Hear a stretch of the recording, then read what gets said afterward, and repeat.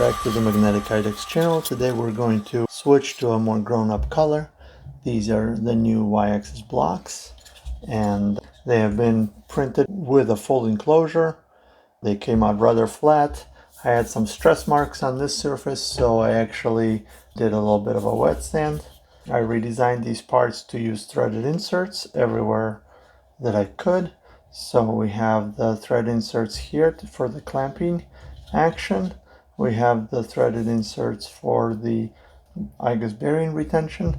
This can also apply a preload to the Igus bearings, but I do have a retainer here to prevent it from crushing the bearings. Same double magnet.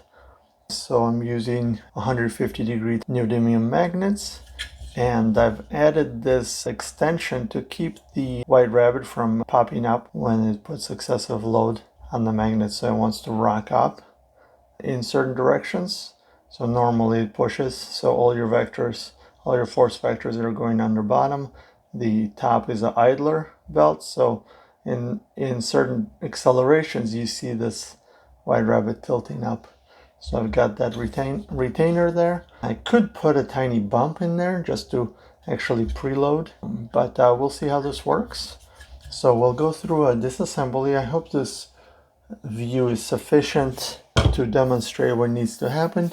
I'm going to actually pop these tool heads off just so that they're out of the way. So this is tool 1. It's idling right now. I can latch it, unlatch it, so the push-push latch works really well. I'll go through some of the news on the tool head as well. So this is the Igus bearing removal tool. It allows you to push the bearings out without struggle. So you just slide that on like so, and then while holding the tool, push the tool head over and the bearings are completely delatched. The next step is get the belt over the magnet and the whole thing comes out. I love being able to service this tool so fast and easily. I have found that after removing the tool, I do not have to adjust offsets. 99% of the time it's going to work just as well. Two quick updates to the tool head are this little air seal. I found that on some tools I was getting some air leakage from the main airstream that's cooling the hot end, and I didn't want any of that spilling over, so I added this seal. I might laser cut it out of steel and make a shield that way, but after many hours of printing, the ABS looks like it's in really good shape. I don't see any heat damage on that. So I'm not going to take the tool apart right now, but I want to show you a few changes, and they're all as additional parts, not a redesign of the main housing. So the upgrade is really simple. Also, this air tube coupling has been updated to include a Bowden connection here as well. So that's an optional feature if you want to print with the original reverse Bowden setup. You can easily just switch these couplings, and then you have the ability to run the original FlashForge Creator Pro reverse Bowden. And I did update the spool holder to allow for standard spools. It'll work with spools down to 30mm bore diameter, so that's one nice thing about that. The spool holder is actually quite easy. Let me pull it out, and this just keys into the original FlashForge Creator, not just holds it in like so. But that was a last minute part that I just added to make this reverse Bowden setup work. So that just installs right into the original location. I think that's a much stronger, much better connection. That file is posted on Printables. So the tool head, let me just pop this off, cut off the filament, and that way you can see what's going on here. So this comes out,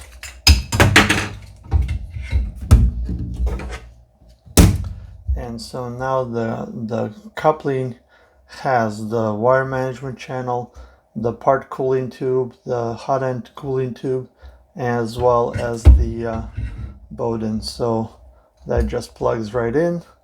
It doesn't have to be secured in any way. It's just the filament will hold it in place. And I think that's a pretty nice solution. I've gotten several ABS prints with this so far, with the full reverse Bowden, full enclosure, and the idle tool head is reaching about 42 degrees Celsius. So the enclosure is working, not as high as I would have liked, but around the bed area, I'm sure it's hotter. So 42 is not bad, and it's very stable. The other part about this whole tool head is that I can quickly detach all of my connectors, literally just this. And it's extremely compact, extremely light, and that's my magnet. Now let me just double check the polarity. So the tool is, this is the White Rabbit, the old White Rabbit, and you can see that that is my polarity. I have it where the north is facing out on the right tool, and the south is facing out on the left tool, and hence the color scheme. I usually print the right tool in red and the left tool in blue. And then I'll show you how the y-axis blocks connect. So let me get this out of the way. I'm going to remove this tool head also, just so that it's a little bit easier to work on. So again, I decoupled the White Rabbit. It's yellow in this case, but I still call it the White Rabbit. I just drop the tubes out right away and detach everything. So in this case, I just have, usually I just push down here to drop the duct out of the way. Then this comes out like so. Same part. I'm not mirroring anything. Most of the tool head is exactly the same, except for some of the mounting features on it. Detach the wires just to make it easy. Put it all out of the way here, and the tool head is out. This is a much older version, but I'm still able to upgrade it by putting this feature in and this feature. Still prints like a champ. So a lot of these updates that I'm doing are quality of life, experimental things, just to make things a little bit nicer. By virtue of this assembly, you can learn how this is assembled. So I got two bearings, two Igus bearings on the rear axle, and then one Igus bearing on the front axle. Let me drop the camera. You can see what I'm talking about. Here is my tension for the x-axis belt. So I'm going to just unscrew this completely. This way I can also give you the length of the belt, so you can see how that comes out. So just to show you the assembly, this is my tension system. I have an idler pulley in here, and then the White Rabbit, and that's it. So how do we get the White Rabbit apart? It's actually quite easy. Usually I use one of these small screwdrivers and pop the bit out, and then you can push it right on the magnet. I haven't cracked any magnets yet. Just squeeze the outer sleeve as hard as I can and push this forward. The belt, let me take it out.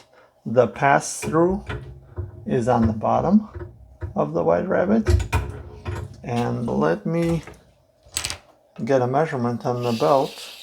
So this is the really cool part. You can see clearly, or you can see how easy it is to decouple the belt from the gantry and do any kind of troubleshooting or maintenance on it. I'm going to take the right side panel off as well. I've got it on just 3 screws, so again, this usually stays off. I put it on when I'm doing ABS. I sliced this off with a flush cutting saw blade, removed this rib here, and removed this part of the rear part of the handle, so that clears the motion system.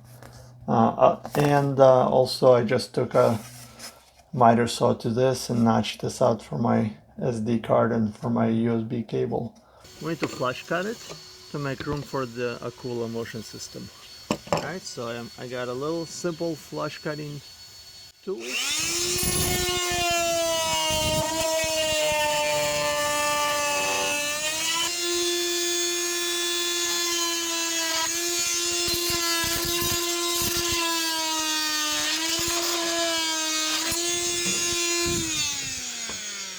We can cover this up with a piece of plastic or tape. The next step, I will just talk through this. I'm gonna unscrew the clamping screws that are locking the 8mm rod. I'll just remove them completely because we're gonna be transplanting them to another block. So there's one screw here, one screw here, and then I will remove the clamping screws on the left side, non-motor side. Oh, I don't even have them installed here, so that's completely optional. And then what I need to do is slide these 8mm rods over. Oh, but before I do, there is a 3D printed set screw that prevents the belt from pulling on these parts inwards. You kind of work it on both sides, sliding the axle to the right, and so that's how it detaches. So the bearings can come out for servicing, replacement. You want to try the original ball bearings, you're welcome to do that as well, but that's how fast and easy that is to remove. And then I'll disconnect the stepper motor cable, remove the other axle.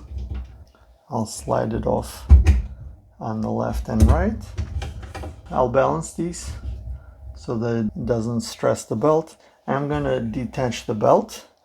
There are tension nuts similar to this one, only a little bigger, so that you can open the door and just reach it with your thumb or with your fingers and unscrew it.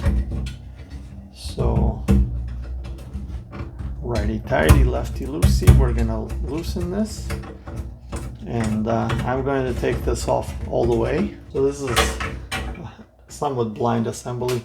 So I had the White Rabbit already here because I detached it from the y-axis, and I'm gonna just double check my polarity on the White Rabbit. So south attaches to this, yep.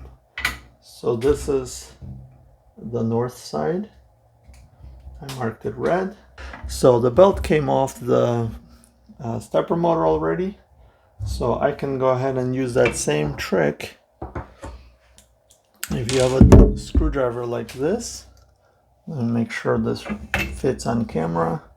So put it on the magnet, grab the sleeve and lock it with your hands as hard as you can and push the coupling apart. If you run into issues with just physical strength and whatnot, I can make a tool similar to like a gear puller to separate these and to assemble these. It's set up in such a way that the tooth portion faces the bottom, so that is how it needs to be assembled. But right now I'm going to finish removing block. I'm going to go ahead and just take these axles out since I'm done with them on this block. So the motor is disconnected. One slightly inconvenient feature here is that I need a ball-ended Allen key.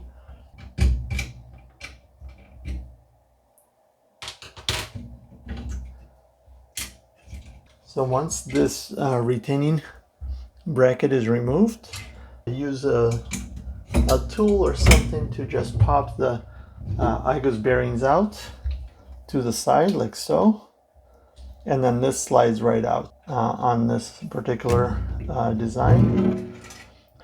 And let me show you the comparison of these parts. So this grew a little bit here, it's now open for the belt here.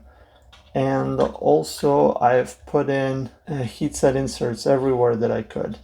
Again, be gentle here, not to over torque it, although I tried to make this part to be like a fail safe so that you can't over clamp it, and it also acts to retain the Igus bearings. So this has double duty.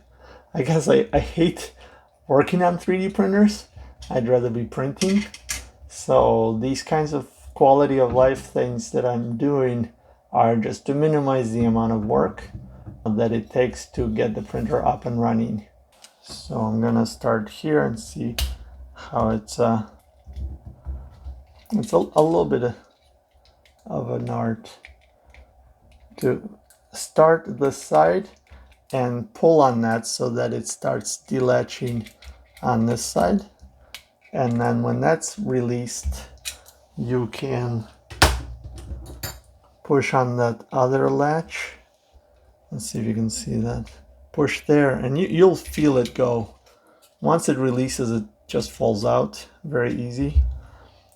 So this latch has been working really well. I'm tempted to just pop it right back in here, but I do have to remember that the stepper motor goes first. So I did have to grind off this part. Really quick tip, use ice water if you're using a grinder. That way, dip it every few seconds to keep this axle cold, and you can grind off the end. The connector goes down like so, and that fits quite nicely. Put the screw inside and just drive that right in, torque it down. I will pre-install this here, knowing that I'll need to adjust it later. So I'm gonna just do a light assembly, just barely snug it up. So, and I'll leave it at the lowest position, like so. Again, all I have to do is get this tensioned quite nicely, and then I can install the push latch. Just clicks in, click it, works beautifully. And then let me just double check the set screws need to be able to install here, like so. And that will limit the ability of the belt to try to collapse. So I've got kind of redundant system here. I've got the clamping screws to try to lock the x-axis rods, and I've also got these that I basically finger tighten, and then I clamp everything together so that locks this whole system in. But before I put the whole thing inside, I also need to pre-install the magnet. So basically we're putting the red part right in, and this will take 2 magnets in here. One weird thing with Amazon and just other sellers, it's very hard to find a magnet that has dimensional specs and tolerances as well as grade. So this is grade 42SH magnet, which is critical here. It's more critical on the tool head, but I'm using the same grade magnet. So red goes inside, so I'm just going to push the magnet right in and just squeeze this in. While we're doing the rest of the assembly, this can cure. This whole thing is ready. Out of curiosity, let me grab a couple of extra Igus bearings and just weigh this whole setup. So this is 210 grams. Not too bad. So before I put this in, let's reinstall the belt. To assemble this, we're putting the tension bolt through. The belt goes in such a way that we are connecting the teeth on the bottom. So let me show you approximately like so. After this, I need to run the white rabbit pass through the top.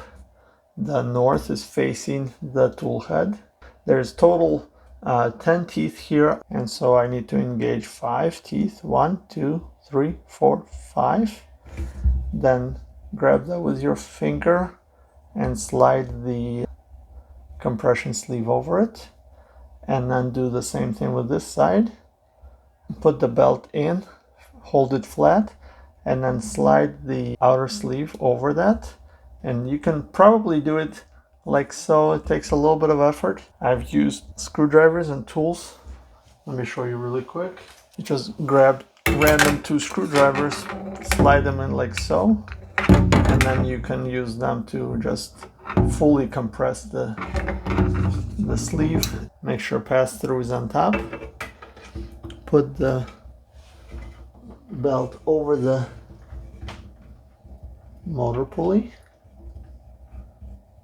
and then install the tension adjustment bolt. So I'm doing this completely blind basically, and then drive that in. So this is how this whole system is supposed to work.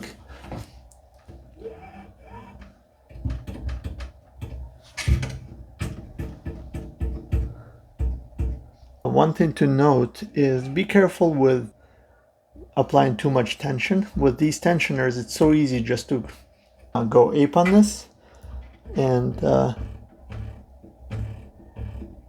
that's about right. You want a relatively loose belt.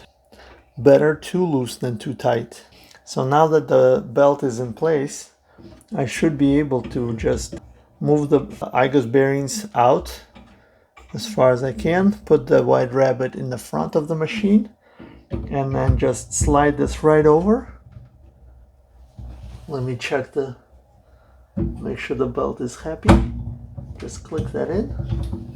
And so this is just loose without bearings, but it allows you to put that block in completely free. And so now the belt and the block are in, and then I'll put this piece in place. Everything's coming together beautifully. The only annoying part is that this screw here doesn't have direct access to my tool, so this has to be a ball type of driver. But actually with the threaded inserts, it's so much easier to install now. So I'm just applying moderate pressure here, feeling to make sure that it's not crushing the Igus bearing. That feels really good. I installed the belt backwards again. How did I do that? I'm sorry, I'm retarded. I'm gonna pause the video. Sorry about that. Something I got those backwards. So the blue, the North Pole, the South Pole is on the white rabbit facing the y-axis block. So that's how that's set up. I'll adjust the tension afterwards once I have the left and the right side in place. These axles, now that it tilts, you can easily push it all the way through. Don't be afraid to over compress it, balance the system. And so that's why I have those set screws to allow this axle to be installed without having to take anything apart. So just take the set screws out, slide the axle out, tilt it, slide the rest of the axle away, and that makes the assembly a breeze. So we can do the same thing here. Try to keep it as straight as possible. Balance these so that they are hanging, and so now this whole thing self-supporting, ready to go. What's going on? I don't have enough tension yet, so it skipped a tooth. So the belt could be shorter by a tooth or so, but there's plenty of range that it works well, and that's enough for today. That's it for now. Like, share, and subscribe. Thanks for watching. Bye.